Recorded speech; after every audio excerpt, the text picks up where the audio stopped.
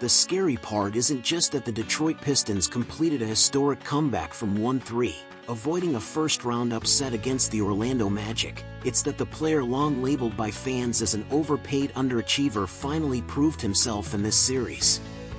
When Tobias Harris dropped 30 in Game 7 and pushed his playoff scoring average above 20, becoming the Pistons' true number 2 option, he forced people to take notice again.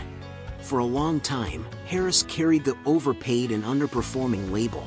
Many fans couldn't understand how a player who had never made an All-Star team and had never consistently put up near All-Star numbers could earn a career salary of $328 million. Other players who turned down big contracts, like Dennis Schroeder and Isaiah Thomas, ended up on the fringes of the league. Yet Harris, after turning down major offers, still went on to earn another $130 million. But in reality, much of this wasn't just about Harris himself. The real driving force behind it was his father, Torrell Harris. By the time Tobias was born, Torrell was already an established entrepreneur, a basketball enthusiast in college and a former player. Torrell had to give up his own path due to family responsibilities and limited upside, entering the workforce early to support his family. He worked as a restaurant employee, retail clerk, department store buyer, and insurance salesman. By 1984, his annual income had reached $300,000. After building his first financial base, he launched a sports agency training program and founded a clothing brand. The reversible warm-up jackets seen across the league today came from his company. So by the time Harris entered the NBA, his father had already been connected with the league for over a decade. Once Tobias was drafted, his father became his agent. In 2015, after Harris raised his value with the Magic, the team initially offered a 4-year, $32 million extension. Torrell felt it was too low, but instead of rejecting it outright, he waited until the top free agents were off the market, then used leverage by signaling interest from the Knicks, catching the Magic off guard. Eventually, they raised the offer to a 4-year, $64 million deal.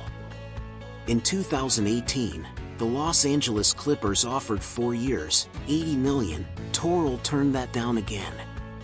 When Harris was traded to the Philadelphia 76ers, many fans criticized him, believing rejecting the $80 million deal was a mistake. But the 76ers ultimately chose Harris over Jimmy Butler and gave him a 5-year, $180 million max contract. From that point on, the overpaid label stuck. After joining Detroit, fans still questioned whether Harris was worth a $20+ million salary. But in this playoff run, he answered those doubts. In the first-round series against the Magic, he averaged over 20 points per game, becoming the second scoring option next to Cade Cunningham, especially with Jalen Duren struggling. In Game 7, he dropped 30, delivering a performance that essentially swung the series.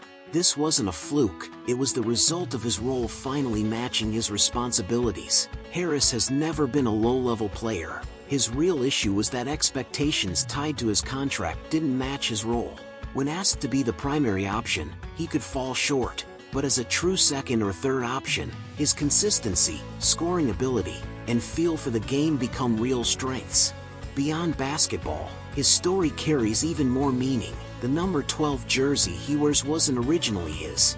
At 16, his close friend Morgan, who grew up playing with him, passed away from leukemia.